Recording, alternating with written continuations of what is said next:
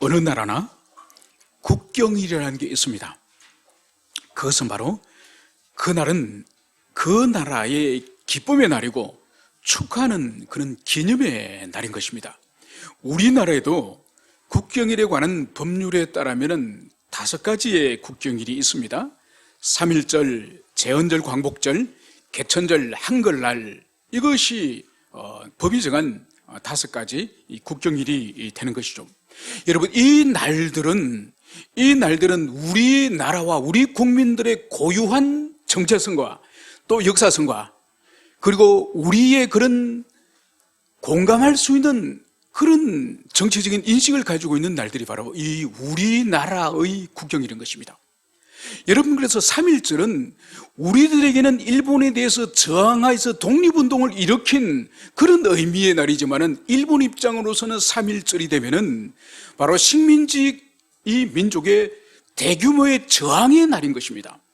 여러분, 8.15는 우리에게 자유와 광복의 그런 기쁜 날이지만은 일본에게는 한없이 수치스러운 그런 날인 것이죠. 그래서 이 국경일은 우리 국민과 우리 국가의 고유의 역사성과 정체성을 함께 공유하는 그런 날이라는 것을 알 수 있습니다. 여러분, 이 많은 국경일과 기념일들 가운데에 여러분들이 생각할 때는 어느 날이 가장 중요하고 우리나라의 기본적인 기념일이라고 여러분은 생각하십니까? 단연코 8.15가 아니겠습니까? 그죠? 8.15는 이 대한민국이 존재케 된 근본이 되는 그런 날이죠.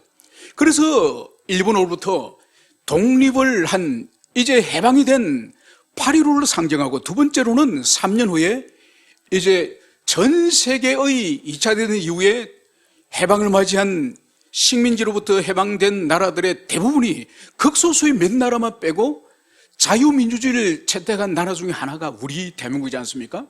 80%의 국민들이 사회공산주의를 하자고 외칠 때에 우리의 이 나라를 세웠던 국부들이 안 된다, 자유민주주의를 해야 된다.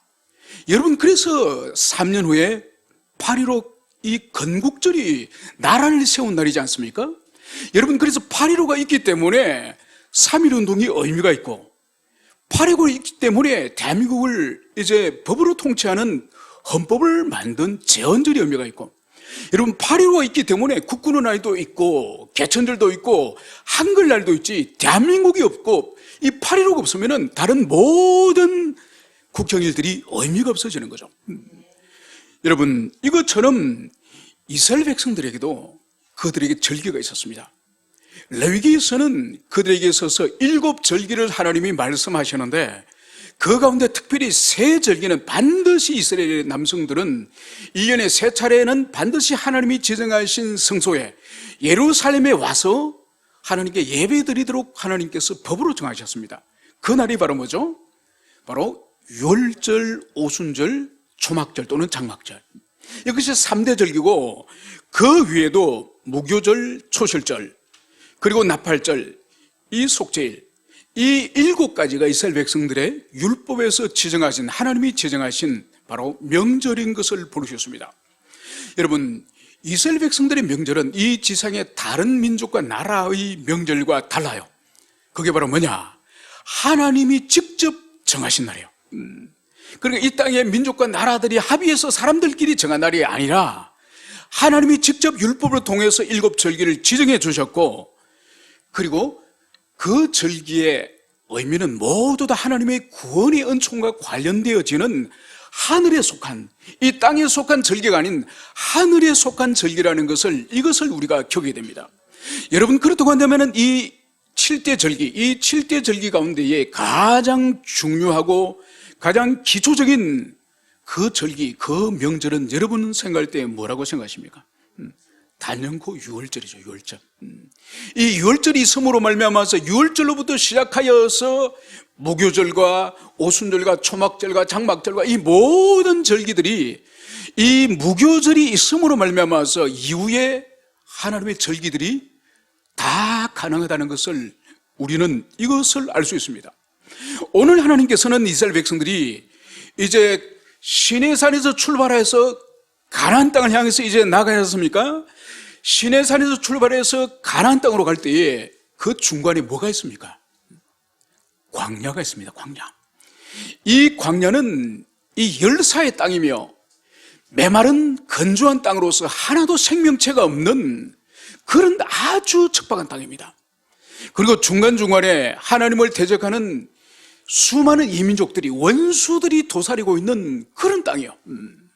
바로 이런 땅을 향해서 통과하여서 가나안 땅에 도착을 할 터인데, 바로 그러기 위해서는 이들이 시내산에서 무엇으로 준비됩니까? 먼저 바로 하나님의 군대, 하나님의 군대로 그들이 편제가 이루고, 그리고 그들이 여호와 하나님의 성막을 중심으로 해서 여호와의 신앙으로 그들이 준비되지 않습니까? 그래서 그들 가운데 있는 모든 부정함과 더러움과 죄들을 떨쳐버리고, 그리고 그들의 군대의 가장 기본적인 요소인 이 가정의 부부의 연합과 사랑이 일치됨을 하나님이 그것을 말씀하지 않았습니까? 그러고 나서 자신을 하나님께 온전히 바쳐드리는 이 나실인의 법을 그들이 배웠습니다. 그러고 나서 그들이 이제 지도자들이 앞서서 이제 하나님께 자신을 드리는 이 헌신을 그들이 예물로서 표시했죠. 그리고 제일 마지막으로 무엇을 또 했습니까? 이제 이스라엘 백성 12지파를 대표하여서 레위 지파가 이제 하나님을 섬기는, 하나님을 봉사하는 그 봉헌 제물로서 이 레위 지파가 세워지지 않았습니까? 여러분, 이것으로 부족한 거예요. 이것으로 부족하니 하나가 더 필요하니 오늘 이 유월절의 경험을 다시 그들이 할 때에 그들이 그 광야를 원수들과 메마름과 그리고 그 열사의 그 땅을 통과할 수 있다는 것을 주님께서 아시기 때문에 너희들이 유월절을 경험하라. 1년 전에 경험하였던 그 유월절 너희들이 다시 경험할 때에 원수들과 모든 결핍과 고난의 이 광야를 통과할 수 있다. 이것을 오늘 주님께서 말씀하시는 거죠. 그래서 광야를 통과하기 위해서 반드시 유월절의 경험, 유월절의 어린 양의 피 흘림을 통해서 구원받은 그 은총의 경험, 이것이 너희들이 있을 때에 광야를 통과할 수 있는 원동력이다. 이것을 오늘 말씀하시면서 오늘 우리들에게 이 유월절에 관한 말씀을 주시는 것을 볼 수 있습니다. 이제 우리가 본문으로 돌아오면은 오늘 이 사건이 애굽 땅에서 나온 다음 해 첫째 달에 여호와께서 시내 광야에서 모세에게 말씀하여 이르시되, 여러분, 오늘 주님께서 이 유월절을 지킬 것을 명령하시면서 이 시기가, 모세에게 말씀하신 이 시기가 언젠지를 오늘 성경은 이렇게 기록을 합니다. 애굽 땅에서 나온 다음 해, 그러니까 둘째 해를 말하겠죠, 그죠? 다음 해 첫째 달에 1월 달 중에 오늘 이 유월절에 관한 이 계명을 다시 주셨음을 볼 수 있습니다. 여러분, 여기서 잠깐 우리 출애굽기와 이 민수기의 중요한 사건들을 잠깐 우리가 살펴보면은 이 유월절을 지키라고 하는 이 말씀이 언제쯤 주어졌는지 우리가 그것을 이해할 수 있습니다. 여러분, 출애굽기 제일 마지막에 40장에 등장하는 사건이 바로 뭔가요? 하나님께서 성막을 만들라 말씀하시면서 이 성막의 개별적인 이 부속 기구들 하나씩 만들었지 않습니까? 법궤를 만들고 떡상을 만들고 또 향을 만들고 제사장의 옷을 만들고 또 성막을 만들고 성막 덮개를 만들고 성막 안에 있는 그 내부에 있는 그 모든 기구들을 다 만들고 40장에 드디어 가면 40장 1, 2절에 가면은 바로 둘째 해 첫째 달 첫째 날, 바로 둘째의 해 1월 1일 날 이 성막을 이제 완공하였다, 이 말씀이 기록되었습니다. 그래서 이 성막 안에 모든 거룩한 이 기구들을 다 집어넣고, 그리고 번제단이나 이 물두멍이나 모든 것을 제자리에 이제 다 설치한 날이 1월 1일이에요 1월 1일. 그리고 이 민수기를 시작하는 이 민수기 1장 1절에 가면 하나님이 둘째 해 2월 초하루, 바로 둘째 해 2월 1일 날 모세에게 이제 너희는 지파별로 모든 인구를 헤아리라, 인구 계수를 2월 1일 날 명령하세요. 여러분, 1월 1일 날은 성막을 완성하는 날이고, 그래서 완성되어서 하늘로부터 영광이 성막에 가득 임하여서, 연기와 영광이 임하여서 사람들이 감히 접근을 못하는 그런 성막의 준공이 1월 1일이라고 한다면 백성들의 숫자를 계수하라는 것이 2월 1일이에요. 바로 이 중간에, 이 두 사건 중간에 오늘 하나님께서 유월절을 지킬 것을 1월 달 안에 지금 말씀하셨음을 여러분들이 시기적으로 이것을 기억을 하시기 바랍니다. 오늘 주님께서는 이렇게 말씀하시는 거죠. 이스라엘 자손에게 유월절을 그 정한 기일에 지키게 하라. 그 정한 기일 곧 이달 14째 날 해질 때에 너희는 그것을 지키되 그 모든 율례와 그 모든 규례대로 지킬지니라. 바로 유월절을 하나님께서 정한 기일에 지켜라, 이 말씀을 하는 것을 볼 수 있습니다. 여러분, 이것은 뭔가 하나님이 유월절은 언제 어느 때 지킬 것인지 하나님이 율례와 규례를 통해서 하나님이 정해주신 거예요. 마음대로 우리가 지키는 것이 아니에요. 그러면 하나님께서 유월절을 하나님이 언제 정해주셨는지 우리 출애굽기 12장 1절에서 14절까지 우리가 읽도록 하겠습니다. 여기서 하나님이 구체적으로 유월절을 언제 너희들이 어떻게 지킬 것인지 그것을 말씀하셨습니다. 자, 우리 12장 1절부터 14절까지 우리 함께 읽도록 하겠습니다. 자, 12장 찾으셨으면 우리 출애굽기 12장 읽습니다. 시작. 여호와께서 애굽 땅에서 모세와 아론에게 일러 말씀하시되 이 달을 너희에게 달의 시작 곧 해의 첫 달이 되게 하고 너희는 이스라엘 온 회족에 이르라. 이달 열흘에 너희 각자가 어린 양을 잡을지니 각 가족대로 그 식구를 위하여 어린 양을 취하되 그 어린 양에 대해 식구가 너무 적으면 그 집의 이웃과 함께 사람 수를 따라 하나를 잡고 각 사람이 먹을 수 있는 분량을 따라서 너희 어린 양을 계산할 것이며 너희 어린 양은 흠없고 1년 된 수컷으로 하되 양이나 염소 중에 취하고 이달 열날까지 간직하였다가 해질 때에 이스라엘 중에 그 양을 잡고 그 피를 양의 먹을 집 좌우 무설조와 임방에 바르고 그 밤에 그 고기를 불에 구워 무교병과 선나물을 아울러 먹되. 아멘. 여기까지 잠깐 설명하겠습니다. 자, 보십시오. 이 첫 번째의 유월절은 이집트에서 그들이 경험한 것입니다. 바로 그 날이, 이 유월절이 있는 이 달을 이제 그 해의 1월 달이 되게 하는 거예요.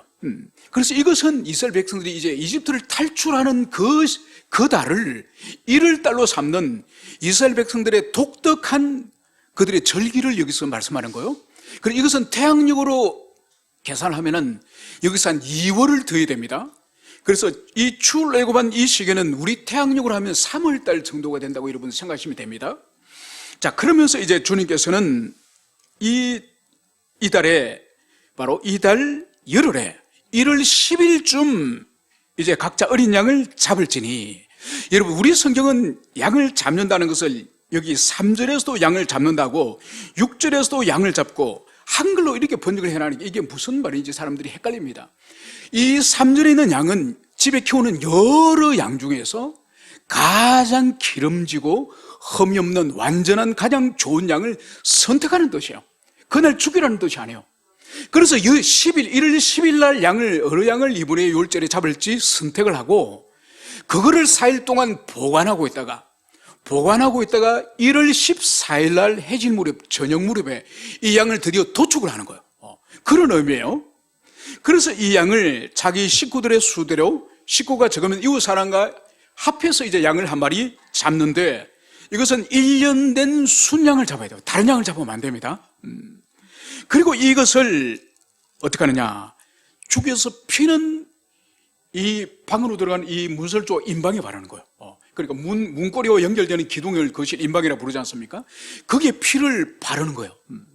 그러고 나서 이 고기는 반드시 불에 구워 먹어야 되지 생으로 먹거나 물에 삶아서 먹으면 안 되는 것입니다. 그리고 이것을 먹을 때 반드시 무교병과 선나물을 함께 먹는 거예요. 여러분, 무교병은 충분히 발효시키지 않은 딱딱한 빵이지 않습니까? 이거는 급히 탈출하는 의미가 무교병이고, 그리고 선나물을 먹는다는 이거 의미는 뭔가 하니까 이집트의 노예살이가 얼마나 그들에게 쓴 고난의 시간인지 그것을 의미하는 것이 바로 이 선나물이죠. 그래서 이것을 같이 먹도록 하고, 그리고 양을 죽여서 피를 바르는 이 일은 바로 장차 그리스도 예수의 피 흘림을 통해서 우리가 죄 사함을 얻을 것에 대한 예표적인 사건인 그것을 여기서 미리 보여주시는 것입니다. 그래서 이날 밤에 이 고기를 먹다가 남았으면은 반드시 불태우게 됩니다. 다음 날까지 먹으면 안 됩니다.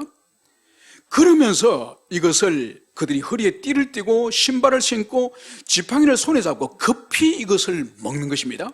이것이 바로 이집트에 있었던 첫 번째 유월절 식사인 것을 볼 수 있습니다. 바로 그때 어떤 일이 밖에서는 일어나느냐, 바로 여호와 하나님께서 당신의 사자를 보내서 이스라엘 백성들이 살고 있는 그 이집트 땅뿐만 아니라 모든 이집트 전역을 여호와 하나님이 그 밤에 다니시면서 임방과 문설주의 피가 발리지 않은 그 집안에 있는 모든 사람들의 첫 번째 아들, 그리고 짐승 가운데 첫 번째 태어났던 초태생, 이 모든 것들을 생명을 하나님이 거두가시는 이것을 그 밤에 행하셨습니다. 여러분, 왜 장자와 초태생을 생명을 주님이 거두신다는 의미가 뭘까요? 여러분, 장자와 초태생의 의미는 나머지 이후에 태어난 모든 것을 대표하는 거예요. 그래서 장자를 죽이고 초태생을 죽인다는 것은 사실상 전체 모두 다 죽인다는 거예요. 그리고 그날 이집트의 모든 장자와 짐승의 모든 초태생이 죽었다는 의미는 그 장자만 죽었다는 뜻이 아니에요. 모든 생명체들의 이 장자와 초태생들이 전멸을 당했다는 의미가 바로 장자의 생명을 거두간다는 그런 의미인 것이죠. 바로 그 가운데 하나님께서 이스라엘 백성들의 피를 바른, 그 임방과 문설주의 피를 바른 그 모습을 주님 보시고 오늘 성경은 뭘 말합니까? 내가 넘어갈 것이다. 그래서 여러분, 이 유월절을 영어 성경에서는 패스오버, 넘어가다 패스오버로 번역하고 있지만은 우리 성경은 이 한문 문학거기 때문에 유월, 즉 넘을 유, 넘을 월, 그래서 유월절이라고 부르는 것입니다. 그래서 이 유월절을 기점으로 해서 430년 동안 이스라엘 백성들이 그 노예적인 삶을 살면서 강제 노동을 하고 어린아이가 태어나면 영아 살인을 해야 되는 민족 전체가 멸망당할 이 위기에 있을 때에 그들이 구원은 상상도 못하고 있을 때에 바로 하나님이 직접 찾아오셔서 그들 가운데 그들에게 해방을 주님이 주시지 않으셨습니까? 그래서 첫 번째의 나일강을 피로 물들게 하는 이 심판부터 시작해서 하나씩 10가지의 그들의 심판을 하나님이 쏟아붓지 않았습니까? 여러분, 그때 대표적인 이 10재앙의 의미는 이집트에서 대표적으로 숭배하는 10가지 신들이에요. 우상들이에요. 그래서 하나님은 하나씩 우상들을 격파하면서 마지막 10번째 장자의 죽음을 통해서 이집트 전역의 죽음의 도가니 속으로 그들이 빠져들도록 주님이 하신 거죠. 그래서 심판의 절정이 바로 이 유월절을 통해서 하나님이 이집트를 완전히 초토화시켜버리는 거죠. 그래서 파로가 지금까지는 완고하게 보내주지 않다가 가라, 이제는 너희들 마음대로 가라. 여러분, 그러면서 이 유월절을 통해서 하나님의 위대한 구원의 역사와 그리고 이집트의 신들과 모든 우상의 허무함, 그들이 결코 참된 신이 아니라는 것을 온 세상에 드러낸 그 사건이 바로 이 유월절이에요. 그리고 또다시 지금 1년이 지나갈 점에 오늘 주님께서 모세를 통해서 바로 정한 그 정한 길, 바로 1월 14일 저녁 정한 그 길에 이 유월절을 지켜라, 주님께서 이 명령을 하셨음을 볼 수 있습니다. 그래서 오늘 5절 그들이 첫째 달 14째 날 해질 때에 시내 광야에서 유월절을 지켰으되 이스라엘 자손이 여호와께서 모세에게 명령하신 것을 다 따라 행하였더라. 하나님께서 모세에게 이제 두 번째로의 명령을 너희들이 유월절을 지켜야 될 것이니 그것을 지켜라. 주님이 그 말씀을 하셨을 때에 바로 이스라엘 백성들이 모세가 명령한 그대로 이제 율법을 순종하여서 유월절 지켰음을 말씀하고 있습니다. 여러분, 오늘 6절에서는 오늘 다른 상황이 오늘 벌어지는 것을 볼 수 있습니다. 그것이 바로 그때에 사람의 시체로 말미암아 부정하게 되어서 유월절을 지킬 수 없는 사람이 있었는데 그들이 그날에 모세와 아론 앞에 이르러 그에게 이르되 우리가 사람의 시체로 말미암아 부정하게 되었거니와 우리를 금지하여 이스라엘 자손과 함께 정한 길에 여호와께 헌물을 드리지 못하게 하심은 어쩌미니까? 여러분, 오늘 다른 사람들은 다 유월절 다 지키고 다 유월절 그 행사에 참여했는데 일단의 무리들이 오늘 모세와 아론에게 오늘 찾아온 겁니다. 그러면서 이 사람들이 바로 시체로 말미암아 부정하게 된 사람이다. 이 사람들의 정체성을 그렇게 성경은 기술하고 있습니다. 그러면서 이들이 왜 우리는 유월절 그 식사에, 유월절 제사에 왜 우리는 참여하지 못하게 하십니까? 이것을 오늘 모세와 아론에게 오늘 항의하는 것을 여기서 볼 수 있습니다. 여러분, 시체로 말미암아 부정하게 되었다는 이 의미가 뭘까요? 여러분, 우리나라는 평균 하루의 사망자가 한 700~800명 정도 됩니다. 그러니까 코로나 이전에 특별한 일이 있기 전에 일상적인 그런 상황 가운데서는 한 달에 보통 하루에 한 700~800명 정도, 그래서 한 달에 한 3만 명 내외, 한 2만 5천에서 3만 명 내외가 사망을 합니다. 그리고 1년에 한 30만 명 정도가 사망을 하고, 여러분, 그래서 한국 전역에 한 700~800명의 사망자가 생기는 것처럼 이스라엘 백성들이 광야에서 매일매일 사망하는 사람들이 그 수백만의 사람들 가운데 왜 없겠습니까? 그러면 이스라엘 백성들의 이 장례 문화는 우리처럼 3일 장례 안 해요. 당일 장례를 치러됩니다. 덥기 때문에 이 사람의 시체가 빨리 부패를 해요. 그래서 바로 당일날 땅에 매장을 하도록 그렇게 합니다. 여러분, 그러면 최소한 수백 명의 사람들이 이제 질병으로나 연로해서 죽지 않겠습니까? 그러면 그 가족들은 어떻게 되겠습니까? 그 가족들은 유월절에 참여할 수 없는 거죠. 여러분, 그 근거를 우리가 찾도록 하겠습니다. 레위기 21장을 우리 가도록 합시다. 레위기 21장 1절. 레위기 21장 1절. 이제 시체에 대해서, 죽은 자에 대해서 하나님께서 만지지 말 것을 21장 1절에서 우리 한 절만 같이 읽겠습니다. 여호와께서 모세에게 이르시되 아론의 자손 제사장들에게 말하여 이르라. 그의 백성 중에서 죽은 자를 만짐으로 말미암아 스스로 더럽히지 말려니와. 여러분, 죽은 자를 만지는 것은 자신을 부정하게 하는 거예요. 여러분, 구약의 이스라엘 백성들에게 구약 성경에 있어서 완전함은 이것은 신령하고 성스러운 거지 않습니까? 이 완전함은 뭔가 하니까 온전하여서 하나도 부족함이 없는, 그래서 인간의 생명에 있어서 병이 들지 않고 어디에 장애가 없는 완전한 건강한 상태가 가장 거룩한 상태죠. 그런데 질병이 들고 몸에 어떤 병이 있으면 부정한 것이죠. 그런데 그 생명이 완전히 떠나버린 죽음의 상태는 가장 부정한 상태죠. 그래서 시신을 만지면은 이것은 절대로 하나님의 거룩한 이 제사에 참여할 수가 없는 것이죠. 우리 하나님께서 이 부분도 직접 말씀하셨습니다. 우리 레위기 7장을 가도록 합시다. 7장 20절 21절. 시체를 만졌거나 또 아니면은 짐승의 사체를 만졌던 이 부정한 사람이 과연 하나님께 제사를 나갈 수 있는지, 우리 7장 20절 21절을 우리 함께 찾아서 읽겠습니다. 찾으셨으면 읽습니다. 시작. 만일 몸이 부정한 자가 여호와께 속한 화목제물의 고기를 먹으면 그 사람은 자기 백성 중에서 끊어질 것이요, 만일 누구든지 부정한 것 곧 사람의 부정이나 부정한 짐승이나 부정하고 가정한 무슨 물건을 만지고 여호와께 속한 화목제물의 고기를 먹으면 그 사람도 자기 백성 중에서 끊어지리라. 여러분, 절기가 되었다고, 유월절이 되었다고, 오순절이 되었다고, 초막절이 되었다고 무조건 예루살렘으로 가서 제사에 참여하고 제사에 참여한 음식을 먹으면 됩니까? 안 됩니까? 안 됩니다. 특히 부정한, 하나님이 율법을 통해서 부정하다고 정한 이 부정한 것을 사람이 시체거나 짐승이거나 아니면 물건이거나 그것을 만진 사람이 또 그 만진 사람을 또다시 만지거나 그런 사람이 제사에 참여해서 음식을 먹으면 어떻게 된다고요? 이스라엘부터 끊어질지라, 저주를 받아서 끊어지게 됨을, 그것을 말씀하는 거예요. 여러분, 그렇다고 한다면 오늘 이 민수기에서 오늘 봅시다. 분명히 하나님은 율법을 통해서 모든 사람으로 하여금 유월절 지켜라고 명령하셨죠.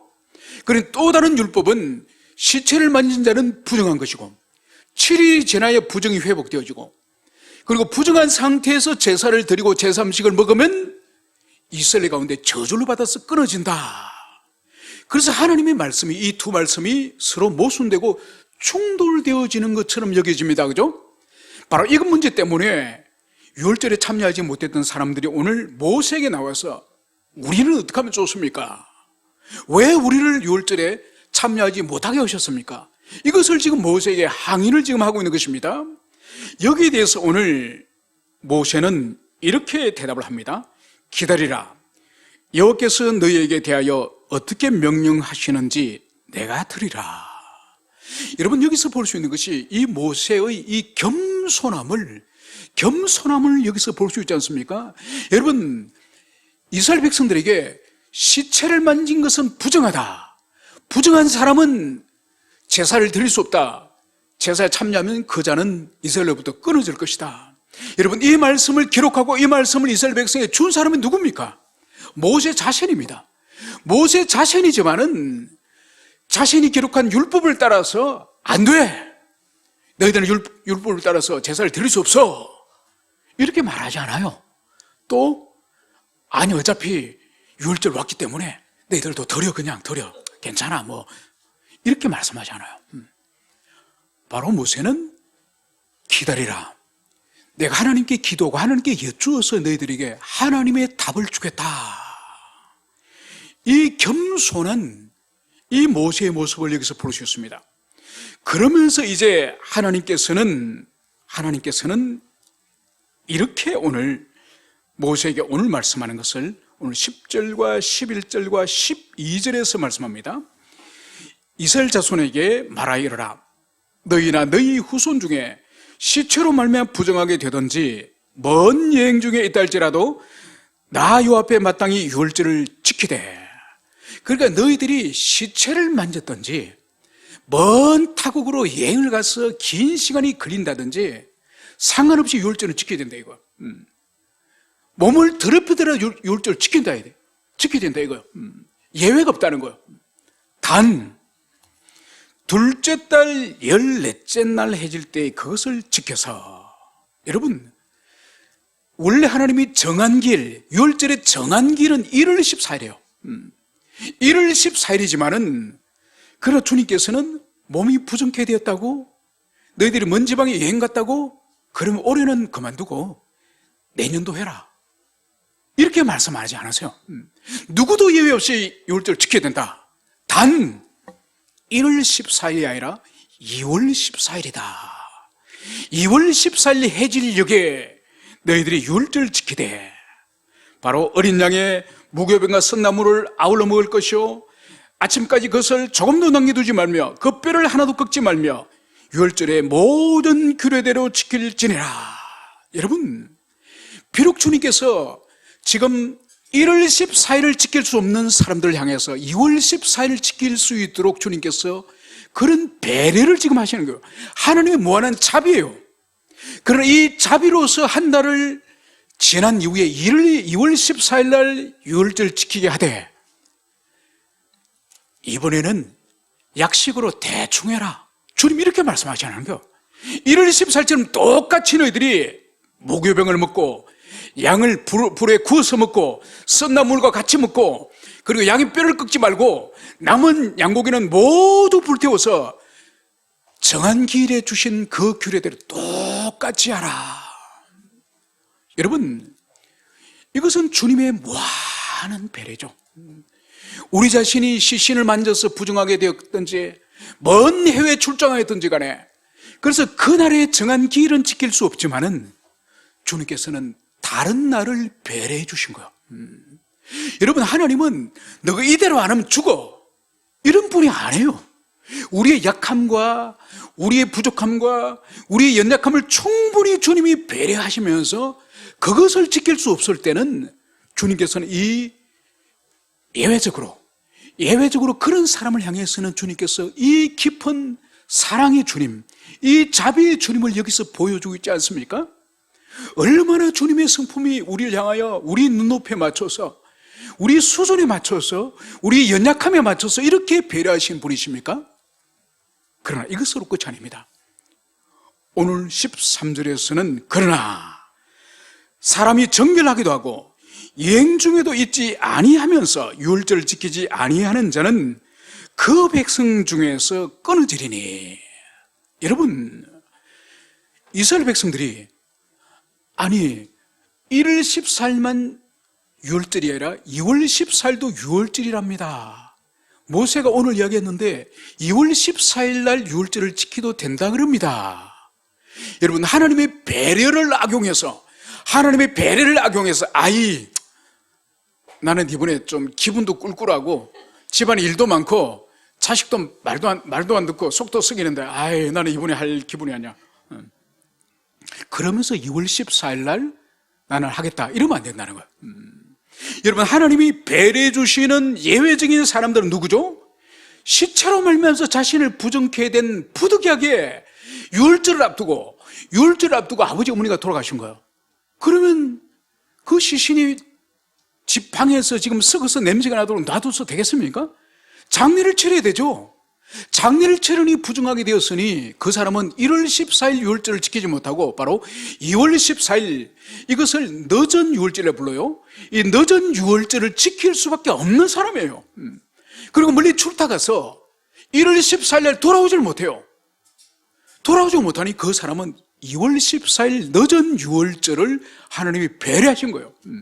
그런데 여행도 가지도 않고 몸이 부정하지도 않으면서 정한 이 유월절, 바로 1월 14일 유월절을 지키지 않고 나는 2월 14일 지키겠다.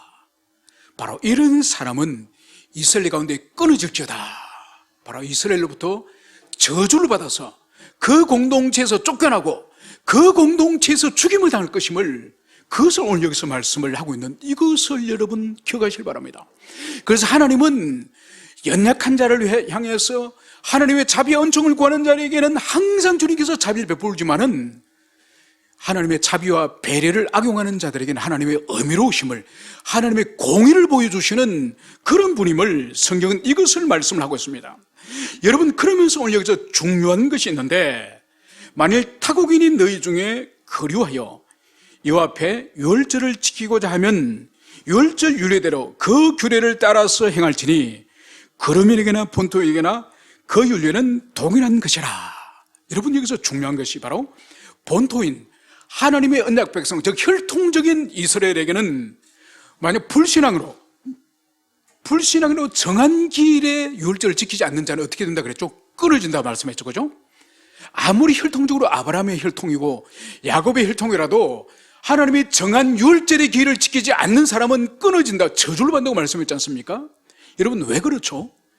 유월절은 이스라엘 백성을 이집트에서 빼내오신 결정적인 사건이 유월절 사건이에요. 이 유월절을 지키지 않겠다는 것은 유월절과 유월절의 하나님을 거부하는 거예요. 여러분, 그러면 그 사람은 더 이상 하나님의 공동체에 그 사람 있을 수가 없는 거죠. 그 사람은 내보내야 되는 거죠. 여러분, 반대로 오늘 보십시오. 타국인이 오늘 이스라엘 백성 중에 거주하면서 유월절을 지키고자 한다. 이것을 성경이 기록하고 있습니다. 여러분, 출애굽기에 보면 이집트에서 탈출할 때 아브라함의 후손만 탈출하는 것이 아니에요. 성경은 수많은 잡족들이 함께 탈출하였음을 말씀하는 거예요. 바로 이 말씀은 함께 탈출한 잡족들 가운데에 나도 하나님을 경외하고 나도 하나님을 사랑하니 나도 유월절을 지키고 싶습니다, 이 말을 하는 사람을 향해서는 그들에게는 유월절을 지킬 수 있는 길을 열어주라는 거.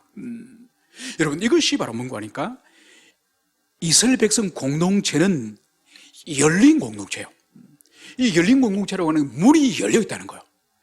그 문이 열렸기 때문에 이스라엘 백성이라 할지라도, 혈통적으로 이스라엘 백성이라 할지라도 자신이 하나님을 경외하지 않고 유월절에 감사하지 않고 유월절 지킬 의향이 없는 사람은 열려진 문에 의해서 쫓겨나는 거예요. 추방당하는 거예요.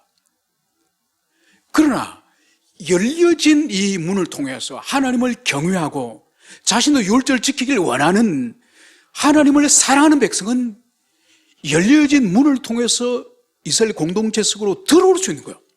그래서 이 문은, 이스라엘 이 문은 안에 있는 사람이 나가기도 하고 밖에 있는 사람이 들어올 수 있는 이 문이 바로 이스라엘 백성들의 이 공동체예요. 그래서 열린 공동체예요.